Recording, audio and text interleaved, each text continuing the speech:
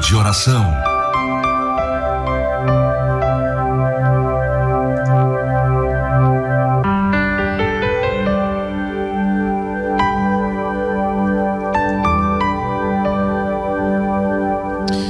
Queridos, vamos orar, mas quero, junto com você, meditar na palavra do Senhor Jesus, palavra que é alimento para nossa alma, palavra que nos sustenta, que nos coloca de pé e que nos apresenta, o caminho verdadeiro que é Jesus Cristo.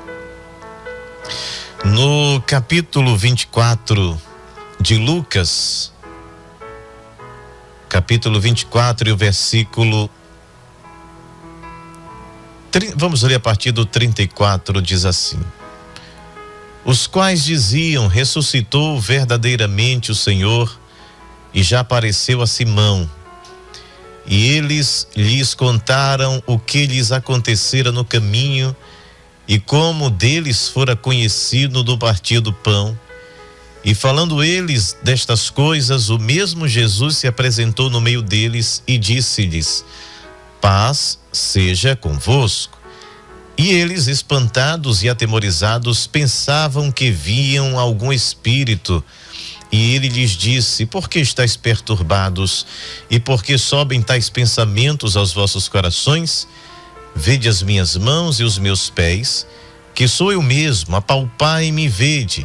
Pois um espírito não tem carne nem ossos, como vedes que eu tenho. E dizendo isto, mostrou-lhes as mãos e os pés. E não tendo crendo eles ainda por causa da alegria, estando maravilhados, disse-lhes: tende aqui alguma coisa que comer? Então eles apresentaram-lhe parte de um peixe assado e um favo de mel, o que ele tomou e comeu diante deles. Queridos, a morte de Jesus, ela trouxe impactos profundos para a vida dos seus discípulos, dos seus seguidores, porque a promessa de restauração do reino de Israel, que fora prometida a Davi, quando Deus lhe disse que o seu trono seria um trono eterno. E o próprio Davi diz: meu Deus, quem sou eu para que essa promessa se estende às minhas futuras gerações deste trono eterno? E ele tinha uma noção de que algo muito grande, muito poderoso viria após ele. E isso se cumpre em Jesus, Por isso que ele é chamado de o filho de Davi, da descendência de Davi. E havia, de fato, uma expectativa muito grande para a vinda deste Messias, deste ungido, deste enviado de Deus, que iria restaurar este reino, de Israel tão usurpado, tão massacrado ao longo do tempo. Veja que quando eles conseguem se tornar um reino nos dias de principalmente no reinado de Davi, Você teve o reinado de Saul, um reinado conturbado, que alguns nem declaram Saul como um rei, mas como um líder, como um capitão ali que liderava as tribos. Mas de fato, rei mesmo, alguns só consideram a partir de Davi. Então Davi é que consegue ampliar os territórios de Israel. Depois de Davi, o seu filho Salomão consegue trazer uma glória nunca antes vista em Israel, no sentido de paz, de prosperidade, de muita riqueza. O texto bíblico vai dizer que Salomão trouxe tanta riqueza para Israel que era algo comum, o ouro, a prata, né, materiais preciosos. A dedicação dele em construir, em fazer coisas tão grandes como o próprio palácio e o templo, deixou a rainha de Sabá de boquiaberta, né, dizendo: não me contaram nem a metade. Se as coisas que ela ouvia falar eram extraordinárias demais, quando ela se dirigiu até Jerusalém e ela viu tudo aquilo que Salomão havia construído, o templo, o palácio, as ruas, enfim, tanto ouro, tanta prata, ela diz, espantada: nem me contaram, não me contaram nem a metade da grandiosidade da tua sabedoria, porque Deus dotou também Salomão de uma grande sabedoria. No entanto, depois do reinado de Salomão, houve uma ruptura. O reino foi dividido entre Jeroboão e Roboão, que era filho de Salomão. Então fica ao norte as 10 tribos com Jeroboão e Roboão com as 2 tribos, de forma que, como o próprio Jesus diz lá na frente, um reino dividido ele não subsiste, ele está dividido, eles brigam entre si, cada um tem o seu modo de reger, de forma que as tribos do norte são dispersas pelos assírios e menos de 100 anos depois os babilônios eles invadem e levam cativo a muitas pessoas, deixando apenas os pobres na terra. E eles ficam cativos ali durante 70 anos de cativeiro na Babilônia. Depois tem o retorno com Zorobabel, onde eles novamente voltam para sua terra, né? Deus exige que fosse reconstruído o templo, mas essa trajetória ela é ainda debaixo do poder dos persas. E daí para frente a história, o trajeto da nação de Israel é sempre debaixo do poder de algum império, né? Grego, depois o Império Romano, e depois esse povo é pulverizado, é espalhado, é soprado pela face da terra, ficando apenas os descendentes de Ismael que ocupam aquele território que fica conhecido como a Palestina, né? Mas já foi território árabe, bizantino, né? Enfim, Israel perdeu o direito de estar na sua própria terra. Aquela terra que fora dada por Deus desde que eles saíram do Egito, e Deus havia prometido dar-lhes uma terra que manava leite e mel.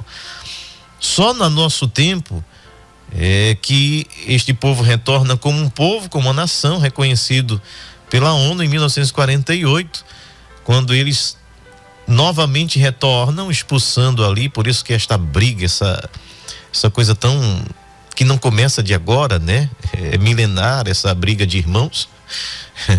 E eles têm que expulsar quem ali estava, que se apropriou daquela terra, para estabelecer agora a nação de Israel. Mas voltando, né? Na época de Jesus, as pessoas tinham essa ideia, essa perspectiva, esse sonho de que aquele reino seria restaurado, de que o sofrimento debaixo da égide do poder romano seria sacudido por este Messias, que de alguma forma, em algum momento, ele iria mandar todo mundo se armar e dizer: agora a gente vai brigar aqui contra o Império Romano e vamos proclamar a nossa independência, né? E eles não entendiam, a maioria não entendia, quando Jesus dizia: o meu reino não é deste mundo, daqui eu não sou. Porque foi oferecido a Jesus o poder de reger os impérios deste mundo. O adversário, o acusador, Satanás, lá no deserto, ele disse a Jesus: olha, os reinos do mundo E todos os reinos do mundo, você vai poder regê-los, você vai poder dominá-los com uma única condição: se prostrado me adorares. Você só precisa fazer essa confissão. Você só precisa me ter como teu Deus, como teu Senhor, e aí eu te concedo o poder de governar tudo isso aqui, ó.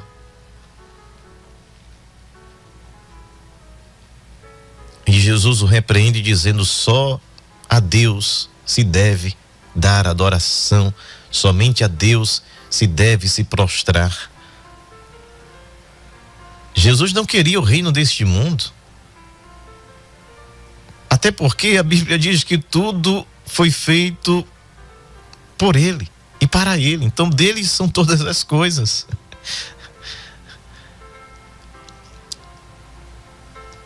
Jesus sempre estava dizendo: não sou deste mundo. O meu reino não é deste mundo. Ou seja, ele está afirmando que ele é rei. Ele está afirmando que tem um reino.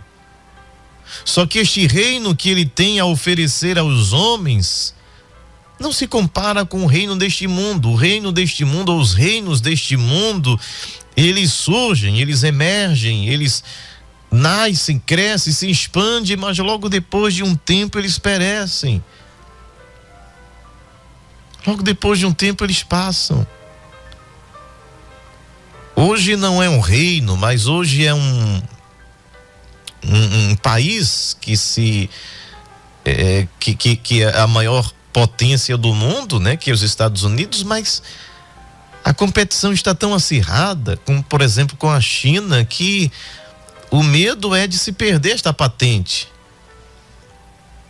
se perder essa colocação, porque, queridos, tudo no mundo passa. Todos os impérios, a Babilônia passou, os impérios Medo e Persa passaram, a grandiosidade do Império Grego com Alexandre o Grande dominando boa parte do planeta passou. Vem Roma com um poder tremendo, se estendendo por séculos, passou. Só tem uma coisa que não passa. Jesus disse: passa-se céus e terra, mas a minha palavra não há de passar. Então somente este reino, ele é sempre eterno, este reino, ele é eterno, ele é para sempre. Jesus diz: o meu reino nem se compara com estes reinozinhos daqui, que os homens com seu poder de dominar, de deixar viver ou de mandar matar, de opressão, de pavor, grandes impérios no mundo que eram rolocompressores, esmagadores, em nome de um poder, em nome de uma glória, mas que passa como a erva que nasce e logo murcha e é lançada no fogo. Quem são esses grandes imperadores que ninguém, a maioria de nós nem lembra o nome deles? Nabucodonosor, seu pai Nabopolassar, você já ouviu falar desse nome? Nem lembra.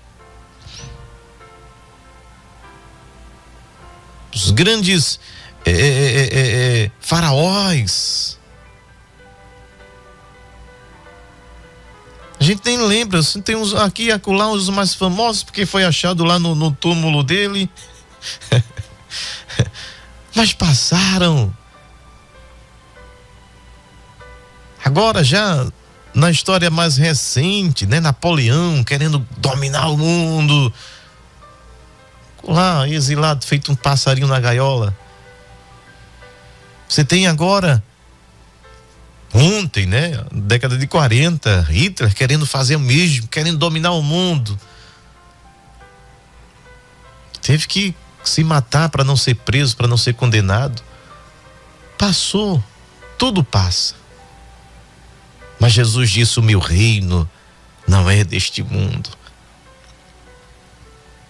Só que aquelas pessoas que estavam ali naquele momento queriam um reino deste mundo. Queriam um reino em uma glória terrena. Queriam um rei novamente assentado no trono. Queria alguém que os governasse e que sacudisse o poder do Império Romano, porque eles estavam cansados de pagar impostos, de serem massacrados. Não só por Roma, mas também pelos cobradores de impostos que cobravam a mais. Veja que esse negócio de taxar e de cobrar muito imposto é antigo, né? Eles estavam desesperados por uma saída. Veja que a situação econômica era tão gritante que muita gente seguia Jesus pelo pão que ele multiplicava, que não tinha comida. O estado econômico, social do povo, na sua grande maioria, era de miséria, eram pobres. E da sua pobreza tinha que se pagar um imposto. E que além do imposto, uma cobrança indevida, uma cobrança a mais, daqueles que também eram odiados, né? Que eram os cobradores de impostos, os publicanos. Aí vem um homem simples de Nazaré, aqui e acolá alguém o seguia, alguém ia achando interessante o seu falar, o seu agir, porque até os 30 anos ele não tinha manifesto nenhum milagre, ele não tinha feito absolutamente nada de que nós possamos considerar de extraordinário.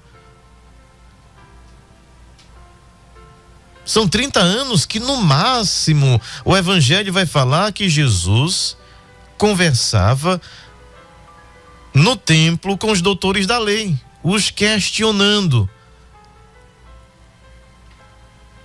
No mais, a gente não vê absolutamente nada, como diz Isaías 53, não tinha nada que chamasse atenção, de que ele mostrasse uma diferença, de que ele fosse especial.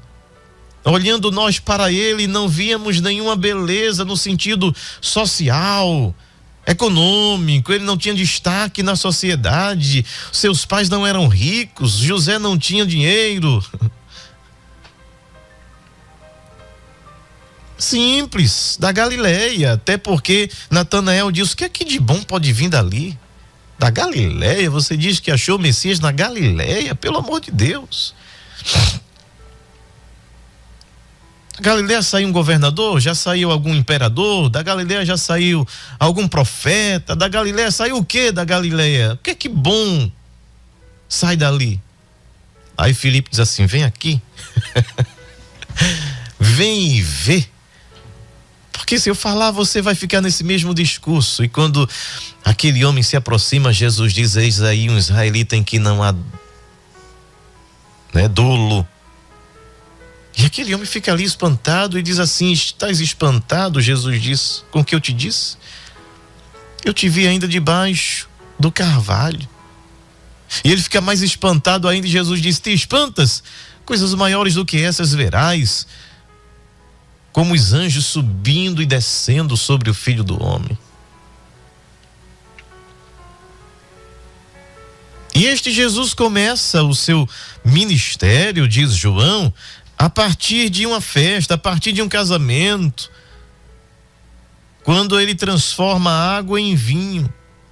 E diz: ali começou Jesus o seu ministério, e aqueles que o seguiam começaram a crer nele. Porque até então ele era um homem que havia convidado algumas pessoas para lhe seguirem, mas não tinha manifesto nenhum milagre. A partir da transformação da água em vinho, o pessoal começou a dizer: opa, tem alguma coisa diferente neste homem. Tem algo interessante aí, porque ele mandou encher as talhas com água, centenas de litros de água, e quando chega para o mestre Sala diz que é o melhor vinho. E começa ali a trajetória de Jesus. E o seu dia a dia era extremamente intenso, mas extraordinariamente simples. Jesus começou a levantar, a suscitar, a gestar inveja e ódio no coração de muita gente poderosa. Muita gente começou a se incomodar com aquele galileu simples, mas de palavras diretas, de palavras, né, sem média, totalmente imparcial, não fazia média com a religião, não fazia média com quem era rico, não desprezava os pobres. Alguns o criticavam no seu posicionamento até nos sábados, diziam ele é contra a lei de Moisés, e muitos o seguiam para ver se ele não iria transgredir a lei de Moisés. Porque Jesus veio cumprir a lei. Ele nascido de mulher, nascido debaixo da lei, e ele cumpriu toda a lei. Aliás, Jesus é o único que cumpre toda a lei. Porque nenhum ser humano na face da terra é capaz de cumprir a lei. Mesmo ele cumprindo a lei para fora, mas a lei ela é essencialmente para dentro. E a graça veio revelar isso. Jesus diz: olha, pela lei vocês dizem, se alguém for apanhado em adultério, vai ser apedrejado. Eu digo, se alguém olhar com a intenção para uma mulher, ou vice-versa, uma mulher para um homem, em seu coração já cometeu adultério, ou seja, diante de Deus você já é adúltero. Então muita gente, como aquele jovem rico, disse assim: ah, Senhor, eu já cumpro a lei desde a minha meninice, eu faço tudo isso. Aí Jesus disse: então aplica a lei para dentro, para ver se não é apenas gestual, só comportamento social. Então vende tudo que tens, distribui aos pobres e terás um galardão no céu. E ainda ofereceu a oportunidade de seguir a Jesus, o que foi negado para muita gente. E que aquele jovem faz? Entristeceu-se, foi embora, porque era proprietário de muitos bens. Portanto, ele era apenas um ator. Era alguém que só exteriorizava o cerimonialismo, a religiosidade, mas que para dentro não houve transformação. Portanto, somente um que cumpriu a lei integralmente. Por isso que ninguém pode jamais ser salvo pela lei. Neste sentido, Paulo vai dizer que a lei se tornou uma maldição, porque jamais ninguém poderia ser salvo observando a lei. Se você cumpre 99% e transgredir 1%, você transgrediu toda a lei. Então é impossível. É por isso que pela graça sois salvos. Isto não vem de vós, para que ninguém se glorie, para que ninguém chegue como um jovem rico e diga: eu faço, e eu estou sendo salvo por merecimento. Aí a graça diz: não. Você é salvo por um presente, por uma dádiva, pela misericórdia de Deus. Jesus começa a despertar o ódio por causa disso, porque ele estava apenas explicando como o homem deveria se comportar, como o homem deveria ser. Jesus é a referência de como nós devemos ser na vida, em sociedade, na relação com os nossos irmãos e principalmente na nossa relação com Deus.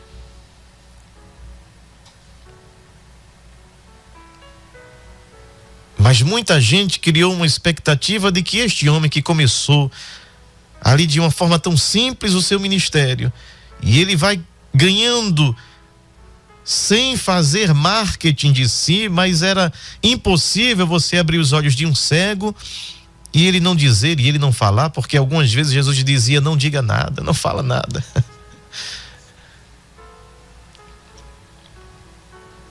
E diz alguns textos do evangelho que a sua fama começou a se espalhar. E muita gente querendo saber quem é este Jesus. Aí muitos fariseus, muitos saduceus começaram a ser a pedra na sandália de Jesus. Onde ele estava, tinha o pessoal observando, tinha gente observando. E muitos deles não aguentavam e vinham com questões. Questões porque os discípulos não lavavam as mãos. Trouxeram a mulher que foi apanhada em adultério, o que é que tu fazes? Questões doutrinárias, da religião. Jesus nunca teve interesse de ficar discutindo. Eles é quem vinham. Jesus nunca bateu lá na porta do Sinédrio, lá, vamos conversar. Não, o negócio de Jesus era nas ruas, nas praças, onde tinha gente, onde tinha pecadores, onde tinha pessoas necessitadas, onde tinham pessoas que eram marginalizadas, viviam à margem da sociedade. Jesus estava junto, era dos cegos, dos leprosos, aqueles que eram desprezados pela sociedade. Veja o que fez uma meretriz na casa do Simão, quando ele lhe ofereceu um almoço lá, e aquela mulher se joga aos pés de Jesus e começa a beijar-lhe os pés. E ela chorava muito, e suas lágrimas molhavam seus pés, e ela enxugava com seus cabelos. Onde?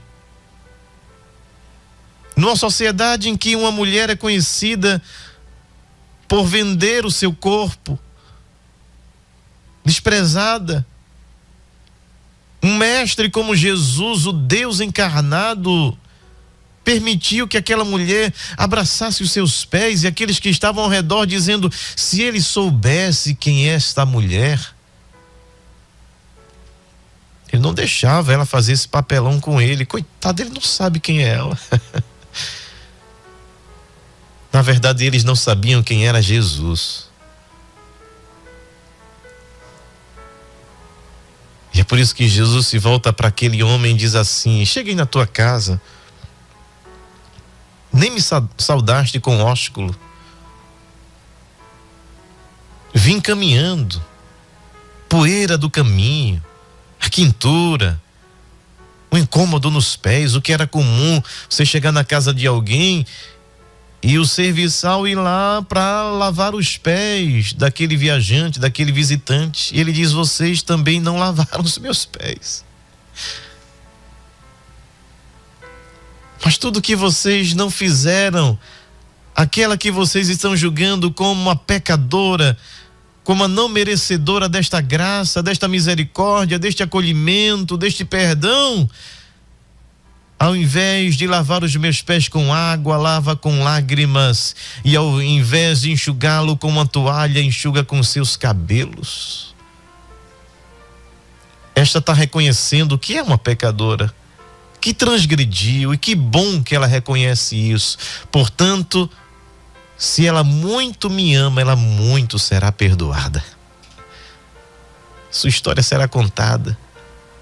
Por isso que hoje, 2025, a gente está lembrando da história dessa mulher, porque a palavra de Jesus é fiel e verdadeira.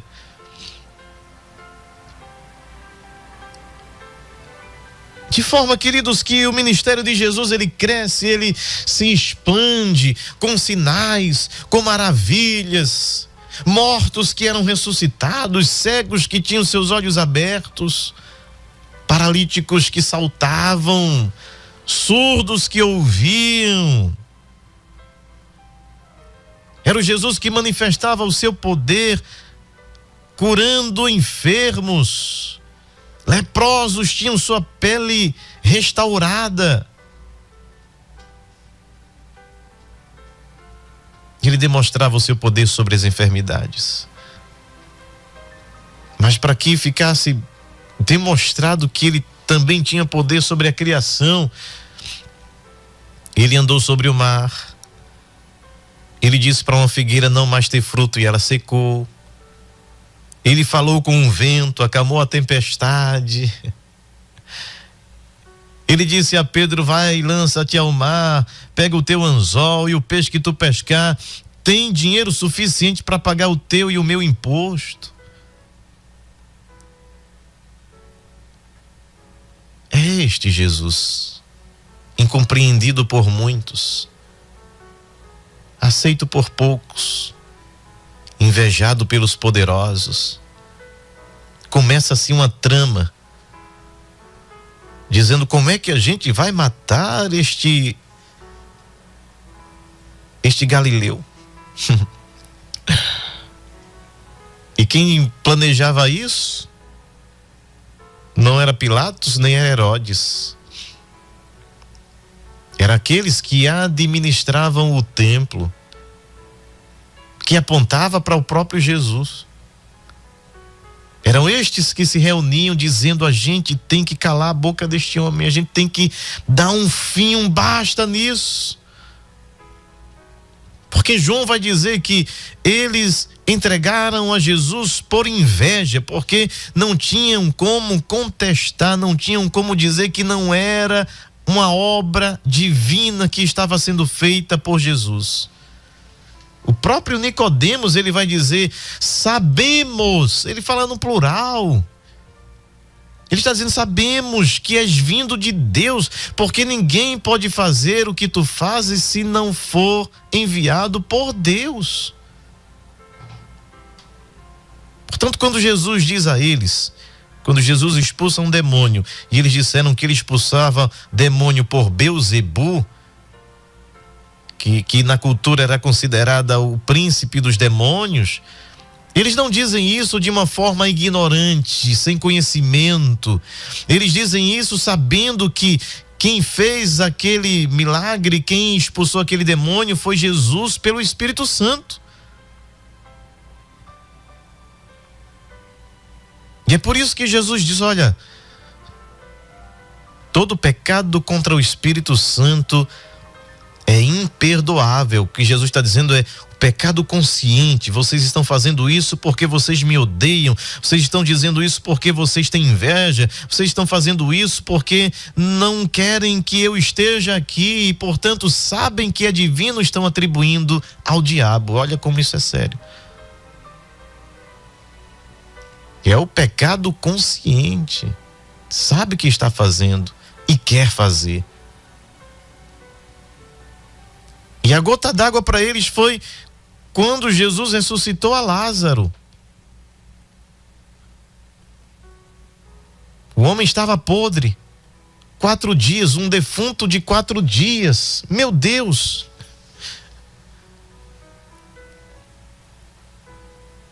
E havia uma grande multidão ali assistindo, não tinha como dizer que era loucura, não tinha como dizer que era ilusão, não tinha como dizer, não. Havia muita gente, gente que cria e gente que não cria, portanto é mais fácil você provar um milagre para alguém que não crê, mas ele viu. Rapaz, eu não acredito nisso não, mas eu não acredito em Jesus, mas eu vi que Lázaro ressuscitou. E aí?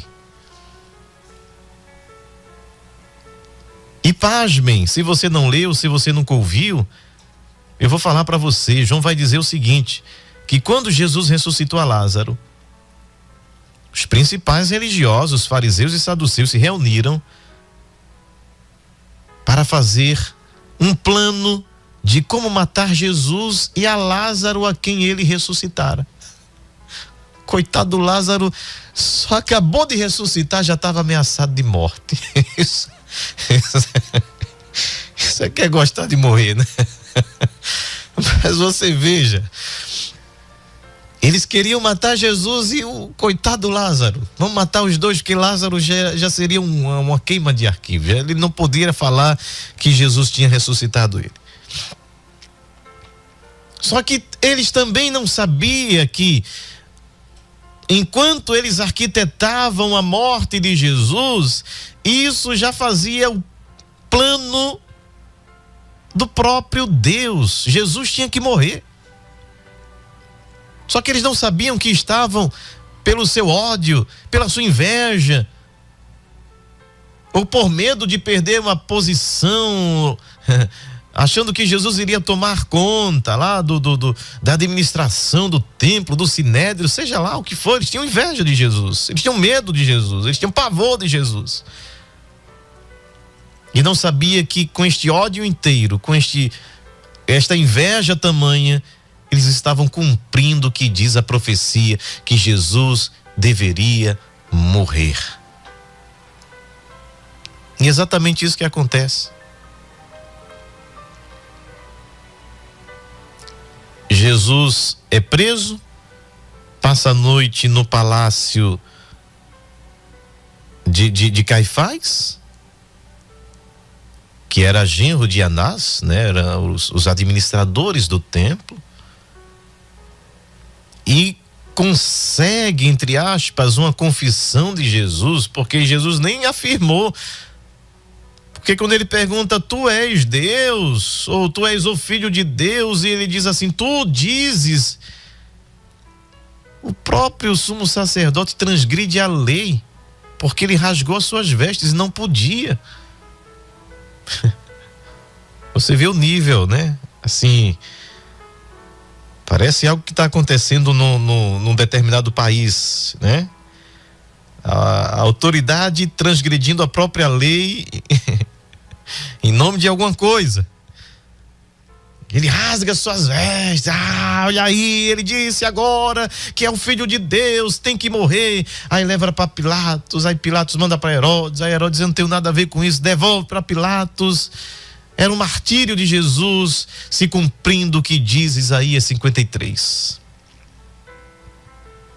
Verdadeiramente, ele levou sobre si as nossas dores, a nossa enfermidade.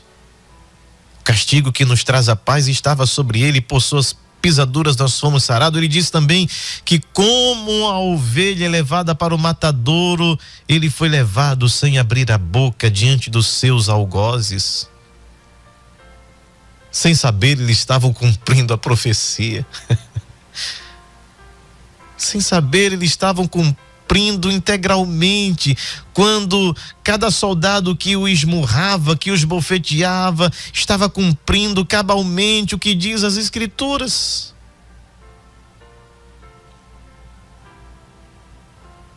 Quando ele foi pendurado no madeiro, quando ele foi transpassado, eles estavam cumprindo as Escrituras sem saber. Quando Jesus expirou, entregou seu espírito, o soldado transpassa o seu lado com uma lança, sem saber, estava cumprindo as Escrituras. Quando José de Arimateia foi lá pedir o corpo de Jesus para sepultá-lo, porque ele era um homem rico, e o sepultou numa sepultura de rico, ele nem sabia, mas estava cumprindo as Escrituras que dizia que entre os ricos seria sepultado. Sem saber, todos estavam contribuindo para o cumprimento do que o nosso Deus Todo-Poderoso já tinha determinado antes que o mundo existisse, porque Jesus é o Cordeiro que foi morto desde a fundação do mundo. E aqueles que seguiam a Jesus também não estavam entendendo muito bem o que estava acontecendo, porque como é que um homem poderoso em palavras, em ação, ressuscitando mortos, curando enfermos, abrindo os olhos do cego, agora está numa cruz, agora morre e é sepultado? E não somente isso, os principais do templo, né, do sinédrio, tinham medo. Até Jesus, depois de morto, incomodava, porque eles diziam assim: pode ser que os discípulos dele vá lá roubar o corpo dele e digam que ele ressuscitou, portanto esse segundo estágio seria pior do que o primeiro. Se o primeiro para nós já foi uma loucura, já foi muita agitação, e nós conseguimos matar esse homem, se os discípulos dele forem lá, roubarem o corpo e disserem, olha, ele ressuscitou, pronto. Aí é que vai ter barulho. Então faça o seguinte, eles vão para Pilatos e diz: olha,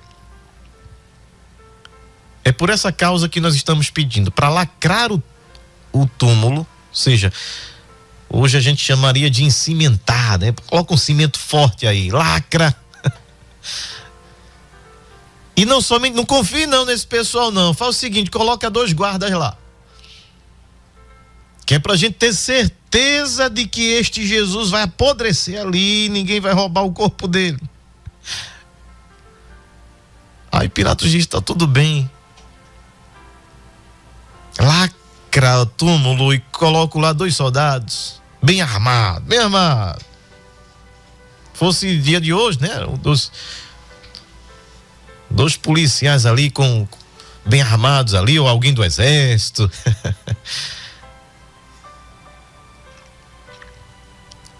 Aí no domingo, antes de amanhecer o dia, Deus manda seu anjo. E Mateus vai dizer assim que o aspecto desse anjo era como um relâmpago, uma coisa assim, poderosa, que não precisou nem de um martelo, nem de uma marreta para abrir o túmulo. Ele afasta a pedra que estava lacrada, e aqueles soldados bem armados na porta do túmulo, trêmulo, correram de medo diante da visão, diante daquele que se apresenta abrindo o túmulo. E dali ressurge com poder e grande glória.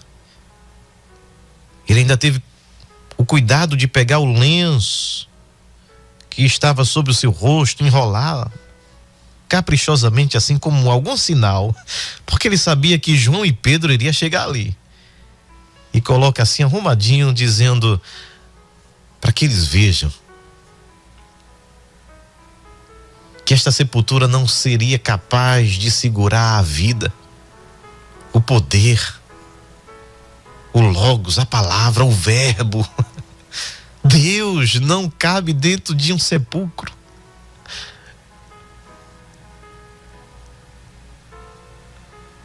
E ele ressurge com poder e grande glória. As mulheres que vão ao túmulo, numa tentativa, coitados, porque o túmulo estava lacrado e os guardas estavam lá, mas na esperança, talvez, de ter acesso ao corpo de Jesus para passar o bálsamo, o óleo. E elas chegam, o túmulo está aberto. E Maria pensou que aquele que ali estava perto dela era o jardineiro que cuidava ali daquele horto. E ela diz: olha, se o Senhor tirou o corpo do meu Jesus, me diga onde ele está. E ele diz assim: Maria.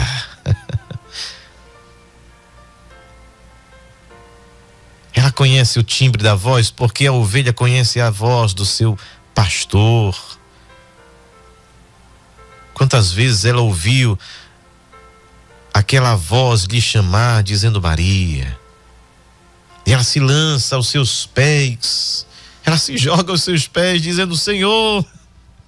E ele diz: não me detenha, porque ainda não subi ao Pai, mas faz o seguinte, vai lá e diz aos discípulos que a sepultura é pequena demais para a vida, a sepultura é pequena demais para o Criador dos céus e da terra, a sepultura é pequena demais para aquele que veio a este mundo para reconciliar o homem para com Deus. Vai lá e diz a eles que eu vivo. A mesma coisa que o anjo antes tinha dito: porque procurais entre os mortos aquele que vive? Eu sei a quem vós buscais, a Jesus, mas ele não está mais aqui, ele ressuscitou. Só que nesse interim, 2 discípulos já estavam retornando para Emaús, que ficava a 14 quilômetros de Jerusalém, tristes, angustiados, porque toda a esperança dele, toda a aposta deles era que Jesus restaurasse o reino. E eles não entenderam que o reino de Jesus não é deste mundo, daqui ele não era. E consequentemente os seus discípulos, seus seguidores, aqueles que o amaria, aqueles que se entregaria a ele, também não é deste mundo. E é por isso que ele se apresenta no caminhar com eles, no trajeto deles até Emaús. E quando Jesus faz com que ia mais adiante, eles disseram: fica conosco. O dia já declina, é perigoso demais. Eles não sabiam o nome dele, de onde ele tinha vindo. Eles acharam estranho porque ele não conhecia a história da sexta-feira que Jesus tinha morrido. E aquele viajante expôs toda a escritura que falava acerca daquele Jesus que tinha morrido. E quando eles entram na casa, ali naquela aldeia, Cleopas e o outro, quando aquele viajante, ainda estranho para eles, deu graças a Deus e partiu o pão, eles entenderam, eles viram, eles perceberam que aquele gesto, aquela forma de agradecer, aquela forma de orar, aquela forma de partir o pão era muito peculiar. Somente alguém orava daquela forma e somente alguém partia o pão daquela forma. E eles disseram: é Jesus. Jesus some da vista deles.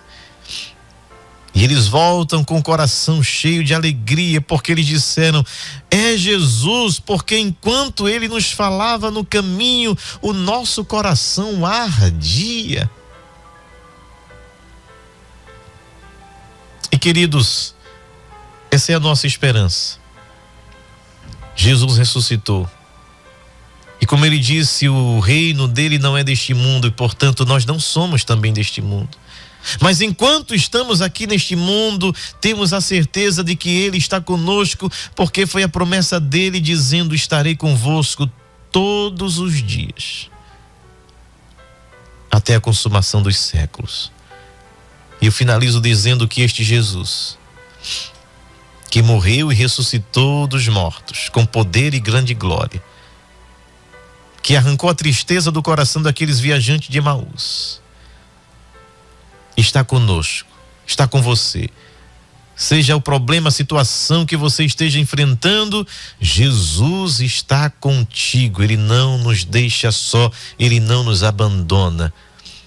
Portanto, renove a sua esperança, renove a sua fé neste momento, porque este viajante do caminho de Emaús está conosco. Pai bendito, nós te louvamos e o nosso coração ferve, o nosso coração arde com a tua presença, que nos momentos mais difíceis da nossa vida podemos contar contigo, nos ajudando, nos orientando, nos abraçando. Pedimos por cada vida, por cada lar, por cada um daqueles que agora acompanham esta programação, Senhor, e tenha certeza de que tu estás presente nesta situação, nesta angústia, nessa dor, nesta perda, mas tu estás conosco, porque tu és o nosso consolo, tu és o nosso amigo fiel, e nas horas mais difíceis podemos contar com a tua doce presença. Se conosco, nos ajuda, nos abençoa, dá-nos uma semana abençoada, protege-nos de todo mal, em nome de Jesus. Amém.